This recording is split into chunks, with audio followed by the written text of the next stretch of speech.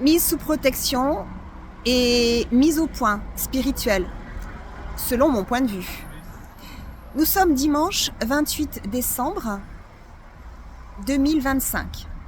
Je me présente au commissariat central de Toulouse pour signer le contrôle judiciaire que je dois signer tous les dimanches, en tout cas une fois par semaine. Et voilà, j'ai appris que je n'étais pas obligée de signer le mercredi, ce qui m'arrange parce que cette semaine c'était mercredi 24, donc en plus de ne pas avoir mes enfants, il aurait fallu que je m'inflige le fait de revenir sur ce lieu qui est un lieu traumatique pour moi, donc le commissariat central de Toulouse, puisque j'y ai vécu une garde à vue absolument immonde et illégale. Et plusieurs fois, les policiers ont refusé de prendre mes plaintes. Je m'en suis déjà expliqué. Ce commissariat est sous contrôle coercitif, comme le tribunal judiciaire de Toulouse et comme l'établissement du Caousou, un établissement privé dans lequel est scolarisé mon fils. Donc toujours est-il que je me mets sous votre protection. Il est à peu près 11h45 et j'ai envie de faire un petit point quand même sur ce que je viens d'entendre dans une homélie. J'ai dû partir parce que c'était inentendable. C'était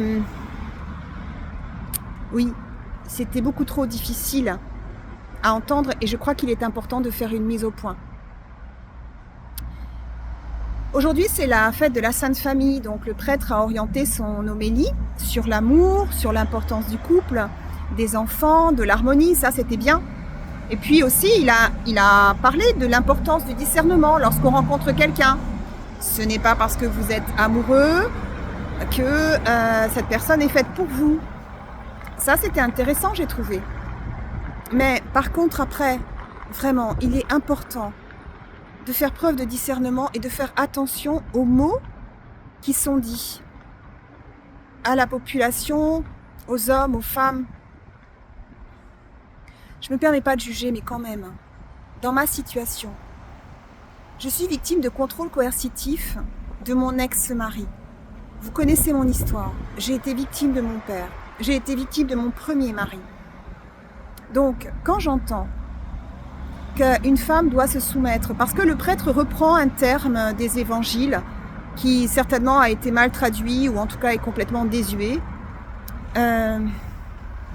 que les disputes, ben oui, c'est tout à fait normal, il faut passer outre, il faut se pardonner, il faut discuter. Oui, mais alors vraiment dans une très très moindre mesure. Parce que je rappelle que les tyrans existent dans tous les secteurs, notamment dans le domaine familial. Alors, il peut y avoir des femmes et des hommes, manipulateurs et manipulatrices. Je rappelle que 80% des agressions sexuelles d'enfants ont lieu au sein des familles. Donc non, Dieu n'est pas dans l'union avec des tyrans. Ça, c'est non, en fait. L'amour, c'est pas ça. L'amour, ça fait pas souffrir. Mais non, quand on est avec une personne avec laquelle on est en harmonie, eh bien, en fait, l'amour, c'est comme un feu de bois. On y met des bûches régulièrement, tout va bien. Parfois, on souffle un peu dessus parce que, oui, il faut un peu rallumer la flamme. Mais ça n'a rien à voir avec un feu de paille qui, tout d'un coup, enflamme toute la maison et puis, tout d'un coup, s'éteint.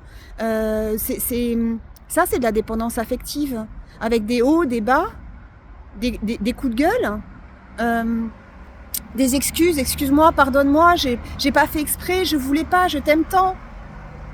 Ou bien même des culpabilités inversées, oh là là, je suis désolée, je me suis mise en colère contre toi, mais tu comprends, c'est ce que tu m'as dit il y a 3 mois qui m'a fait si mal que... Ben oui, là, en fait, j'ai rien dit sur le coup, et puis tu vois, ça va enfler dans mon cœur, et là, voilà, c'est sorti. Je suis désolée. Voilà. Et là, la victime, en fait, que ce soit l'homme ou la femme, encore une fois, eh bien, elle se sent responsable. Donc, quand j'entends des homélies où il faut absolument pardonner, il faut absolument se rabibocher, il faut absolument rester ensemble, eh bien, moi, je m'insurge. Et je quitte l'église. Oui, j'ose le faire. Parce que si moi, Sophie Alric, qui a vécu tout ça, et qui témoigne de tout ça, qui suis professionnelle, qui a accompagné des victimes, qui suis dans le combat. Moi, Sophie Alric, profondément chrétienne, qui essaye de vivre tant bien que mal dans les valeurs du Christ. Moi, Sophie Alric, prophétesse, ben non, je ne peux pas cautionner ce genre de discours. Parce que quand j'ai regardé l'Assemblée, je voyais les femmes battues. Je voyais les femmes agressées. Je voyais les hommes soumis. Et croyez-moi, il y en avait beaucoup. Donc, il faut faire attention. Dieu n'est pas dans l'union à tout prix. C'est pas vrai. Moi, je sais que Dieu n'était pas dans mes mariages. Mon premier mariage était magnifique, flamboyant, 230 invités, mariage de princesse avec une grande robe, voilà, une cérémonie magnifique, tout le monde chantait, les amis, tout le monde jouait de la musique, c'était magnifique. Mais Dieu n'était pas dans cette union. Ben non, je me suis enfuie. Je me suis enfuie de mon domicile, victime de violence, victime de viol. Ma petite fille sous le bras. Elle a révélé des agressions elle-même. Elle avait 4 ans et demi. Donc non, Dieu n'est pas dans cette union. Par contre, oui, Dieu était dans l'union, dans le sens où j'ai eu un enfant. Et Dieu, il est là. Il est dans Anna. Et dans cet amour sacré qu'il m'a fait ressentir pour ma fille. De la même façon, Dieu n'était pas dans ma deuxième union avec Arnaud Bonjour. Ben non. C'est un tyran qui est responsable de tout ce que je traverse actuellement. Donc, non. Mais par contre, dans la naissance de Jules, oui, quel bonheur.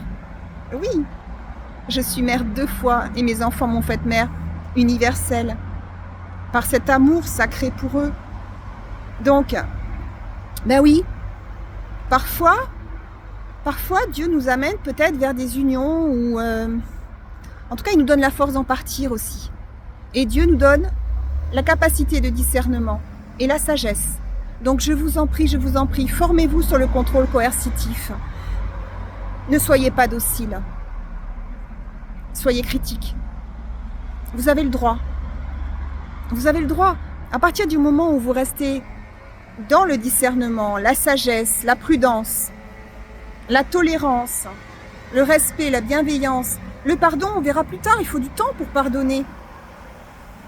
Moi, j'ai pardonné. Mais mes enfants, ils feront ce qu'ils veulent. C'est aussi leur histoire. Voilà.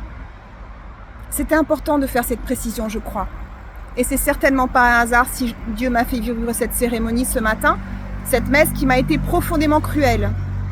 Honnêtement, il a fallu que je sorte et que j'aille prier devant l'Immaculée Conception, une statue de Marie magnifique. J'ai prié, Lady était avec moi et j'ai demandé à Dieu qu'il apaise mon cœur. Parce que vraiment, j'avais envie de pleurer. Voilà. J'ai demandé aussi à l'Esprit Saint d'éclairer ma voix pour que je puisse vous faire cette vidéo ce matin. C'était pas celle qui était prévue, comme toujours. Les anges sont pleins de surprises et Dieu aussi. En tout cas, voilà. J'espère qu'elle vous sera salvatrice. J'espère qu'elle apaisera aussi le cœur des personnes qui ne peuvent plus aller à la messe parce qu'elles entendent ce genre d'homélie. Il y a une autre homélie dans laquelle je n'ai pas pu rester non plus. C'était une homélie dans laquelle le prêtre condamnait fermement les femmes qui ont avorté. Ça tombait, mais je vous dis pas, c'était comme des poignards qui tombaient. C'était... Quelle violence!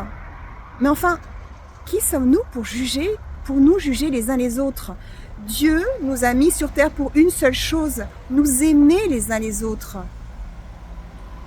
Que sait-il ce prêtre de chaque histoire individuelle? Sait-il qu'une enfant qui a été violée et qui se rappelle des viols ne peut pas porter un enfant?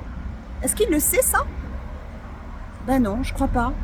Alors, le jugement est facile. Le discernement se travaille tous les jours. Et la sagesse ne s'acquiert qu'au fil des épreuves. Endurée et traversée par la grâce de Dieu. Je m'appelle Sophie Alric. Je suis experte dans la lutte contre la pédocriminalité et les sectes. Je suis mère universelle, prophétesse pour ma plus grande joie et plus ça va, plus j'y vais avec grand bonheur et enthousiasme. Et je suis aussi candidate aux prochaines élections présidentielles. Par amour, pour la liberté et la paix. À bientôt.